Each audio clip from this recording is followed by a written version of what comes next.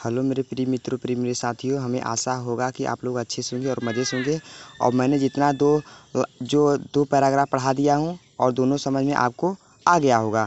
तो आप मेरा तीसरा पैराग्राफ में क्या दिया है हम इसे पढ़ते हैं। अगर आप सभी लोग को अगर नहीं समझ में आता है तो आप लोग कमेंट कीजिएगा, और कमेंट करेंगे तभी आप लोग को हमें समझ में आएगा ना। आप लोग को नहीं आ रहा है तो आप लोग कमेंट कीजिए और मेरा चैनल जो सब्सक्राइब कीजिए और शेयर भी कीजिए, जिससे हमारा चैनल आगे बढ़े।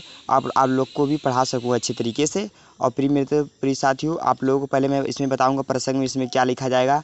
किलकत कान घुटरू वनी आवत।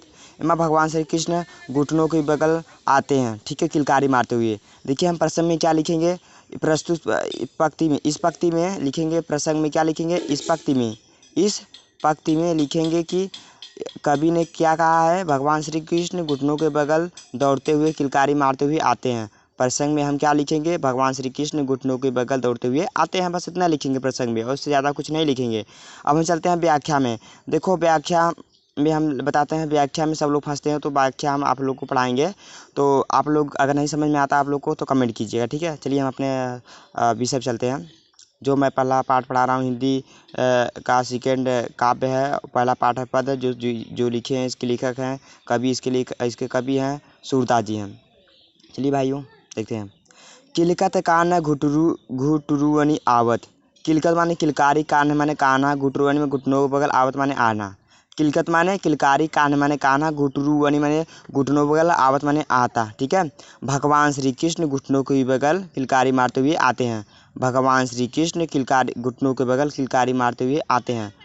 किलकत कान घुटरुअनि आवत। भगवान श्री कृष्ण घुटनों के बगल किलकारी मारते हुए आते हैं। भगवान श्री कृष्ण घुटनों के बगल किलकारी मारते हुए आते हैं। भगवान श्री कृष्ण घुटनों के बगल किलकारी मारते हुए आते हैं। इतना तो आगे आपको तीसरा देखते हैं। दूसरा क्या है, सॉरी। मणिमय कनक नंद के आंगन। मणिमय कनक नंद के आंगन। नंद जी का आंगन मणियों से भरा हुआ है। मणिमय माने जो होता है मणि होता है, कनक माने वही होता है नंद के आंगन में, नंद का आंगन, नंद के आंगन हो गया। नंद जी का आंगन मणियों से भरा हुआ है, अर्थात मणियों और सोने चांदियों से भरा हुआ। कनक माने सोना भी होता है, ठीक है। मणिमय कनक नंद के आंगन, नंद जी का आंगन सोने और मणियों से भरा हुआ है। नंद जी का आंगन सोना और मणियों से भरा हुआ है। मणिमय कनक नंद के आंगन, नंद जी का आंगन मणियों और सोने से भरा हुआ है। बिंब पकड़िबे धावत। नंद के आंगन बिंब का प्रयोग जिसमें भगवान श्री कृष्ण की छाया दिखती है, उसे पकड़ने के लिए दौड़ते हैं। बिंब पकड़िबे धावत, जिसमें भगवान श्री कृष्ण का प्रतिबिंब दिखाई देता है, उसे पकड़ने के लिए दौड़ते हैं। बिंब पकड़िबे धावत अर्थात दौड़ते हैं। क्या पकड़िबे माने धावते, किसके पकड़ने के लिए, अपने प्रतिबिंब की छाया।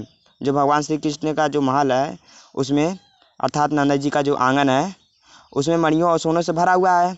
उसमें भगवान श्री कृष्ण का छवि दिखाई दे रहा है। उस छवि को पकड़ने के लिए दौड़ते हैं, ठीक है। उस छवि को पकड़ने के लिए दौड़ते हैं। एक बार फिर से देखेंगे। मणिमय कनक नंद के आंगन, भगवान नंद जी का आंगन मणियों से भरा हुआ है, अर्थात मणियों और सोने से भरा हुआ है, जिसमें भगवान श्री कृष्ण का प्रतिबिंब दिखाई देता है। बिंब पकड़िबे धावत, जिसमें भगवान श्री कृष्ण बिंब को पकड़ने के लिए दौड़ते हैं, जिससे भगवान श्री कृष्ण बिंब अपनी छाया को पकड़ने के लिए दौड़ते हैं, जिसे भगवान श्री कृष्ण अपने प्रतिबिंब में छाया होता है, प्रतिबिंब छाया, अपनी छाया को पकड़ने के लिए दौड़ते हैं। कबहू नहीं रखी हरी आपू छाया को, कभी कभी अपने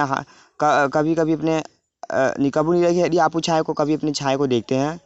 करी सो पकड़न और हाथ से पकड़ना चाहते हैं। करी सो पकड़न चाहत और हाथ से पकड़ना चाहते हैं। कबहू नहीं रखी हरी आपू छाया को, कभी कभी अपने छाया को देखते हैं। करी सो पकड़न चाहत और हाथ से पकड़ना चाहते हैं। कीलक ही हंसत राजे दे दुतियाँ। जब भगवान श्री कृष्ण हंसते तो उनके दो माने दो दांत। किलकत माने किलकारी, हंसत माने हंसना, राजत माने अच्छा लगता है या अच्छा लगता है।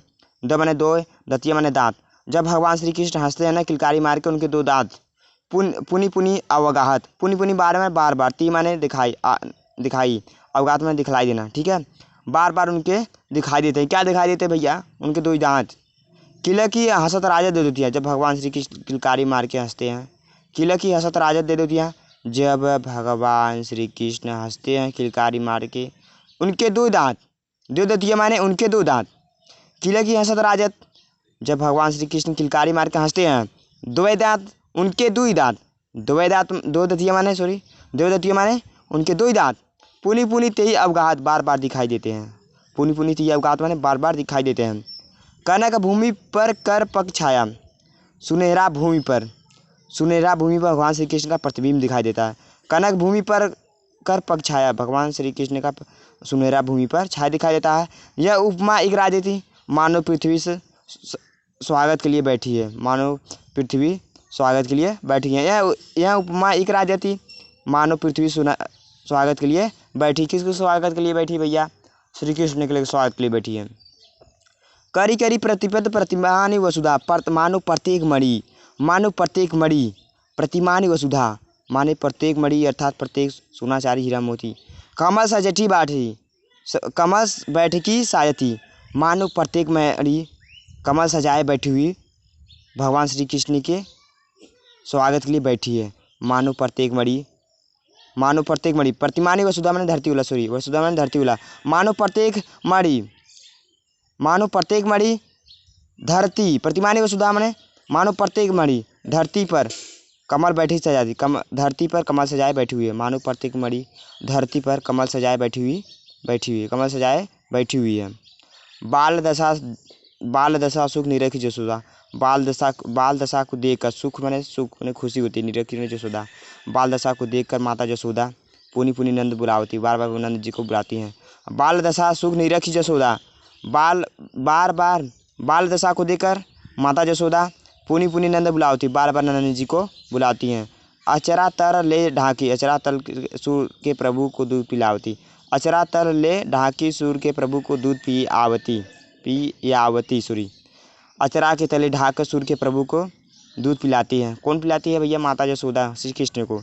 अचरा तल ले ढाकी सूर के प्रभु को दूध पिलावती, अचरा के तले ढाकर सूर के प्रभु को दूध पिलाती है माता जसोदा।